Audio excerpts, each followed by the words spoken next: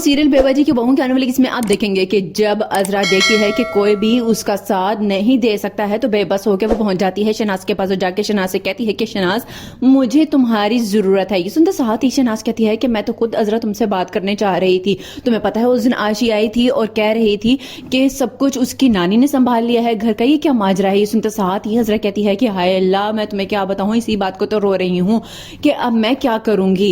ये सुनते साथ ही शनाज कहती है कि अभी भी वक्त है, संभाल लो घर को, नहीं तो मुझे तो लग रहा है कि कल को तुम्हारे हाथ से ही घर चला जाएगा। ये सुनते साथ ही अजरा कहती है कि घर क्या, मुझे तो लग रहा है मेरा शोहर भी चला जाएगा। खैर तुम जरा समन को कहो कि आशीष से सारे के सारे राज उगलवाने की कोशिश करे। सुनते साथ ही शहनाज कहती है कि कैसे राज, और आशी क्या मुंह खोल देगी। सुनते साथ ही अजरा कहती है कि खोलेगी और ये काम सिर्फ समन ही कर सकती है। दूसरे सीन में आप देखेंगे कि उधर जब पुप्पो कहती हैं जमाल से कि जमाल तुम जरा वासिफ को समझाते क्यों नहीं हो। देखो जरा बेटा, मुझे बोलना तो नहीं चाहिए लेकिन जिस तरह फरहत को उसने अपनी सहेलियों के साथ भेज दिया है ना, बिल्कुल भी मुनासिब बात नहीं है। ये सुनते साथ ही जमाल कहता है कि पुप्पो आप ये बात खुद भी कह सकती हैं, आप क्यों नहीं कहती हैं, देखें आप बड़ी हैं, इख्तियारात हैं आपके हाथ में। तो सुनते साथ ही पुप्पो कहती है कि कहने को तो कह दूं लेकिन बेटा मुझे डर लगता है कि कहीं वहां से बदतमीजी ना कर देते हो। सुनते साथ ही जमाल कहता है कि अभी मैं जिंदा हूं पुप्पो, कोई आपसे बदतमीजी नहीं कर सकता है।